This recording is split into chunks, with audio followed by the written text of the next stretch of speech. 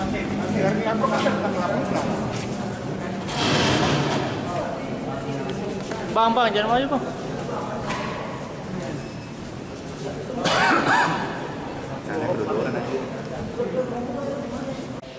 Propos mana propos? Oi propos. Biar rame kita di. Aduh bisa kita di. Aduh bisa pesan.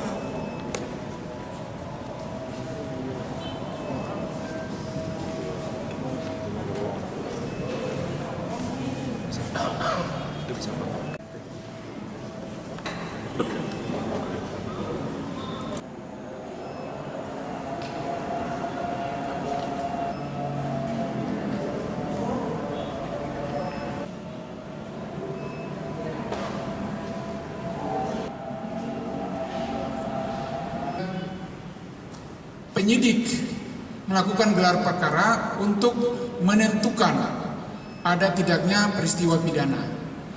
Karena peristiwa itu dilaporkan sebagai suatu peristiwa pidana umum yang terjadi di tengah-tengah kehidupan masyarakat. Jadi karena itulah penyidik melakukan gelar perkara dan menentukan bahwa perkara tersebut ada pidananya sehingga dinaikkan ke tahap penyidikan. Setelah tahap penyidikan, penyidik memanggil ulang para saksi untuk dimintai keterangannya sebagai saksi dalam proses penyidikan. Pada proses penyidikan inilah dilakukan upaya-upaya paksa sesuai dengan koridor hukum yang berlaku yang mengikat penyidik itu sendiri.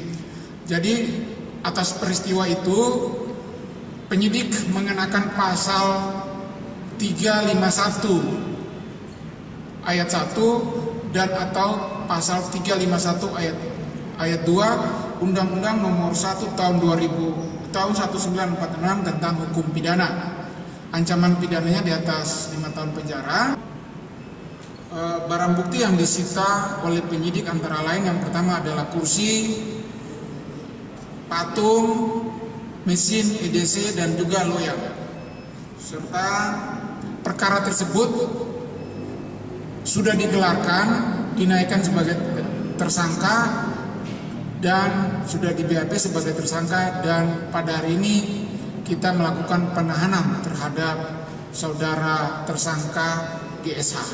Kami sampaikan juga memang penyidikannya sudah dilaporkan dari tanggal 18 Oktober dan baru hari ini ditahan oleh penyidik Polres Metro Jakarta Timur karena ada proses-proses mulai dari penyelidikan dan baru ditingkatkan ke tahap penyidikan. Dan pada saat pemeriksaan awal dari pelapor tidak ada pernyataan-pernyataan seperti yang beredar di media sosial saat ini. Ini kita sampaikan sesuai dengan berita acara pemeriksaan pelapor ya, korban dalam hal ini. Kata-kata yang mengejas dan sebagainya itu tidak ada di hasil berita acara pelapor pada saat pertama pelapor memberikan keterangan ke pihak kepolisian. Terkait dengan pertanyaan bahwa yang bersangkutan punya yang beredar di masyarakat itu, kami akan melakukan pemeriksaan lanjutan terkait dengan psikologis daripada tersangka ini. Yang menentukan adalah ahli. Yang kedua, terkait dengan keberadaan pada saat tindakan mengamankan tersangka di salah satu hotel di Sukabumi, itu baru perginya siang hari. Beliau bersama si tersangka ke Sukabumi itu bersama kedua orang tuanya dalam rangka yang pertama menghindari karena rasa takut ada ancaman-ancaman dan mau dibakar dan sebagainya dari yang masuk ke nomor HP WA dari orang tua, jadi merasa ketakutan, terancam nyawanya, jadi mereka mengambil keputusan untuk ke Sukabumi. Tujuan lainnya adalah di samping itu ke Sukabumi adalah ada penawaran bahwa informasi bahwa di Sukabumi itu ada pengobatan tempat mengobatkan orang-orang yang yang punya ada dianggap kelainan, sedikit kelainan gitu. Jadi tujuannya ke Sukabumi untuk itu. Nah, ada memang lebih dari satu kali dia emosi dan melampiaskan kemarahannya dengan merusak barang-barang yang ada di TKP ataupun melukai.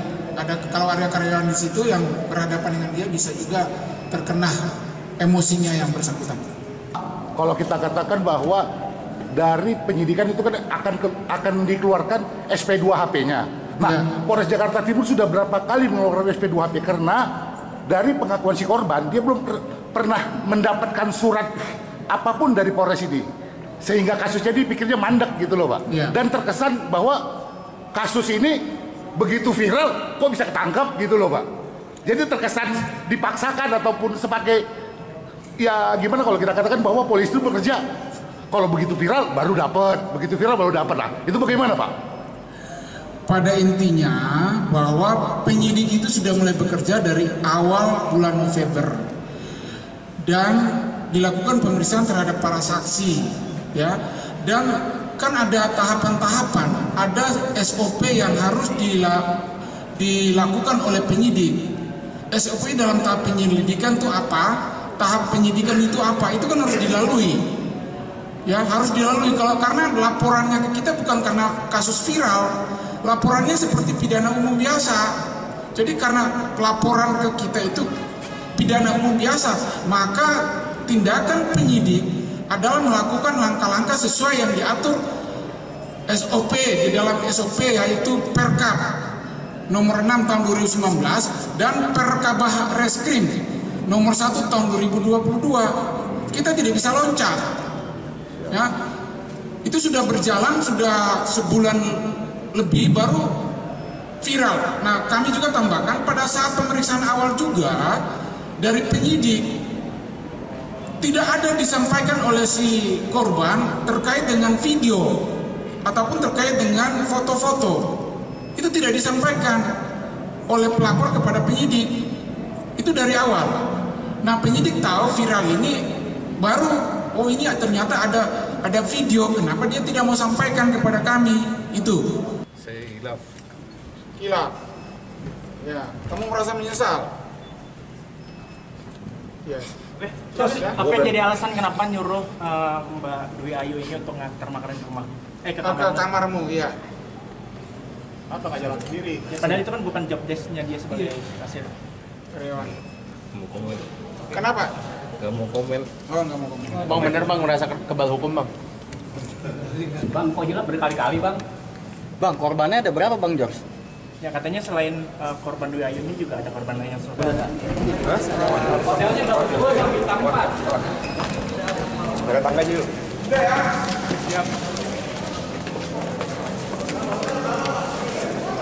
Lewat tangga yuk. Tangga.